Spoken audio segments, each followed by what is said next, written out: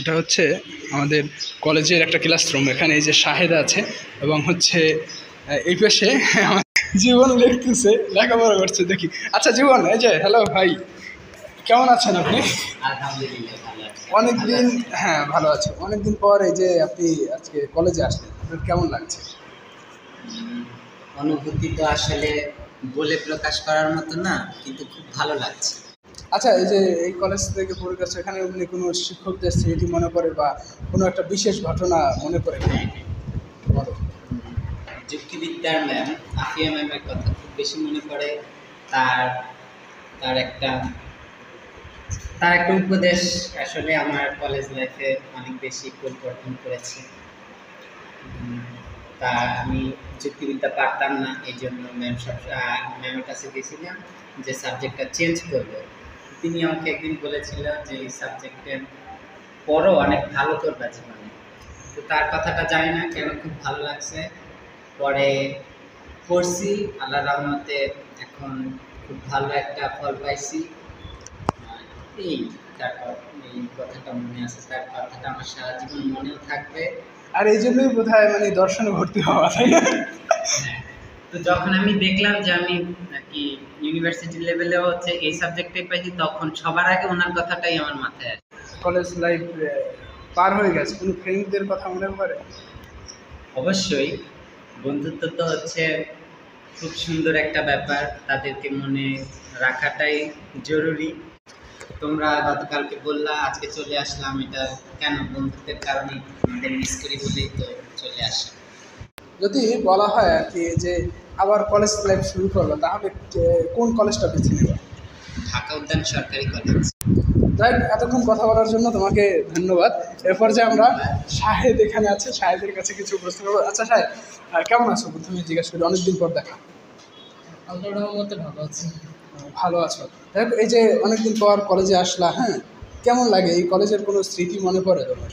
এই কলেজটা নিয়ে তো অনেক কিছুই আছে, মানে এগুলো আমাদের আসলে হারানো দিনের স্মৃতির কথা মনে করি কলেজে আসি। জি জি, সেটাই হয়। ছোট ভাই বোন যারা আছে, হ্যাঁ যদি জিজ্ঞেস করে কোন কলেজে ভাই ভর্তি হবো, তাহলে কোন কলেজের, এই কলেজের কথা নাম বলো, কেন এই কলেজের নাম বলো? আমি বলবো কারণ যদি আমার ওর কাছে একটা কোশ্চেন থাকবে, তুমি প্রাইভেট কলেজ চুজ করতে চাও না গভর্নমেন্ট কলেজ? যদি গভর্নমেন্ট কলেজ চুজ করতে চাও তাহলে অবভিয়াসলি ঢাকা উদ্যান গভর্নমেন্ট কলেজটাকে আমি সাজেস্ট করবো। কারণ এই কলেজের টিচার যে আমাদেরকে এতটা দিচ্ছে, যদি আমাদের এতটা এফোর্ট না দিত, টিচারগুলো সাপোর্ট না করতো, আমরা হয়তো বা খুব একটা মানে স্যাটিসফাই হতে পারতাম না। টিচার সম্বন্ধে আমাদের একটা গুড আইডিয়া আমরা বিল্ড আপ করতে পারতাম। হ্যাঁ, আর হচ্ছে যেহেতু অনেকদিন পর এই কলেজে আসলাম, এই কলেজের বিশেষ কোনো স্মৃতি কি মনে পড়ে বন্ধু বান্ধবদের সাথে? চালু করতে পারো। এই আমাদের তো কোভিডের সময় আমরা তো সেভাবে ক্লাস পাইনি। কোভিড যখন শুরু হয়েছে, মানে কোভিডের পর আমরা যখন ক্লাস শুরু করেছিলাম, তখন আমাদের প্রতিদিন 2টা করে ক্লাস হতো। আমি বাসায় বলতাম কি আমার ফুল ক্লাস, এই বলে 2টা ক্লাস করে আমি সারাদিন ঘুরতাম, বিকাল 4টায় আমি বাসায় যেতাম। এইটাই আমাদের একটা মজার বিষয় ছিল, এইটাই আমাদের এক ধরনের মানে স্মৃতিস্মারক হয়ে আছে।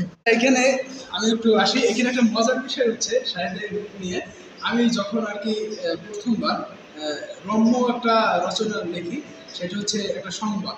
সেটা ছিল আমাদের যে কি বলে পহেলা বৈশাখ উপলক্ষে অনুষ্ঠানে রম্য সংবাদ পাঠ করা হয়। সেটা আমি এবং আমাদের একজন শ্রদ্ধেয় শিক্ষক সামিয়া গাজী ম্যাডাম, তিনি আর আমি যৌথভাবে দেখি এবং তিনি অনেক কিছু আর কি সেখানে সংশোধন করেছেন, আমাকে বিভিন্ন পরামর্শ দিয়েছেন ওটা লিখতে। ওইটাই লেখা আমি শাহিদের নামটা ব্যবহার করেছি। আপনারা এখন সেই ক্লিপটা দেখতে পাচ্ছেন। গতকাল রাজধানী পুরাতন দিক থেকে আটক করা হয়েছে ঢাকা উত্তর সরকারি মহাবিদ্যালয়ের শতাধিক তরুণ ছাত্রকে। খবর সূত্রে জানা যায় এই সমস্ত ছাত্র বাবা মায়ের কাছ থেকে কোচিং এ টাকা নিয়ে তাদের প্রেমিকাদের খাওয়ায় খুচরা ও চটপটি। এছাড়াও পুলিশ সূত্রে জানা যায় ছাত্রদের লিডার শামিম খান পুলিশের হাত থেকে পালিয়ে যায়। যাওয়ার সময় তাকে বলতে শোনা যায়, মামা চটপটির ঝাল কম দিয়ে আমার জান ঝাল খেতে পারে না। শাহিদের একটা নাম আমি ব্যবহার করেছি, সে হচ্ছে কলেজ বাদ দিয়ে গার্লফ্রেন্ডের সাথে ফুচকা খায়, এটা শাহেদ অবশ্য এখন পর্যন্ত জানে না। দেখেন এই ভিডিওটা আপনাদের সাথে সাথে দেখাচ্ছি। তোমার ছোট ভাই বোন যারা আছে তাদের উদ্দেশ্যে কিছু বলতে চাও তুমি?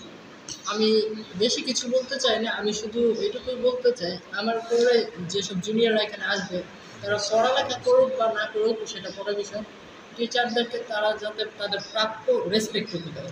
আচ্ছা, তোমার এখানে প্রিয় শিক্ষক? প্রিয় শিক্ষক বলতে গেলে আমার কাছে অনেক আছে। মানে আমি যদি বলি মানে সিরিয়াল দিব নাম বলার জন্য, কিন্তু কেউ যে আগে প্রিয় কেউ যে পরে প্রিয় এমনটা না। আচ্ছা, কয়েকজনের নাম শুনি আমরা।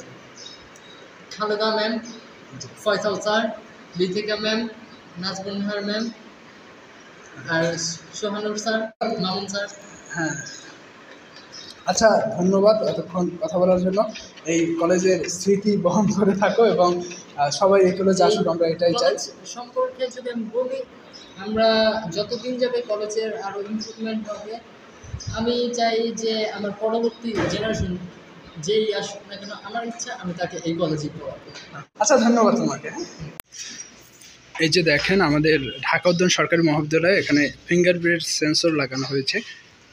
তারপর এখানে লিফটের ব্যবস্থা আছে আপনাদের জন্য, এখানে চাইলে ভর্তি হতে পারেন। অথবা আপনি যদি অভিভাবক হয়ে থাকেন তাহলে আপনার সন্তান বা আপনার আত্মীয় স্বজনদের যাদের কলেজে ভর্তি করতে হবে তাদের কিন্তু আপনি এই কলেজে ভর্তি করতে পারেন। এই যে সিসি ক্যামেরা আছে, আপনি চাইলে সেখানেও আর কি আপনি নিরাপত্তা পাচ্ছেন আপনার মানে সন্তানদের জন্য। পানির ব্যবস্থা, হ্যাঁ, সব কিছু আছে। হ্যাঁ হ্যাঁ, সেটাও। এই যে এই পাশে হচ্ছে এই ওয়াশরুম, এখানে ভালো পানির ব্যবস্থা আছে। এই যে ফিল্টারে দেখতে পাচ্ছেন, অনেক ভালো ব্যবস্থা। আপনি চাইলে আপনার সন্তানদের এখানে ভর্তি করতে পারেন। বেশ ভালো একটা কলেজ। মানে ঢাকা উদ্যান সরকারি মহাবিদ্যালয় হচ্ছে ঢাকা শহরের মধ্যে একটা সবুজ, এই যে দেখেন সবুজ গাছপালার ভিতরে সুন্দর একটা কলেজ। তারপরে এখানে আপনি দেখতে পাবেন হচ্ছে দেয়ালিকা। এখানে এই দেখতে পাচ্ছি হৃদয় 71 নামে একটা দেয়ালিকা, শেখ রাসেল দেয়ালিকা, যেটা এখানে এই স্বাধীনতা দিবস উপলক্ষে বিভিন্ন লেখা দিয়েছে। অর্থাৎ সৃজনশীলতা বিকাশের জন্য কিন্তু বেশ সুযোগ আছে।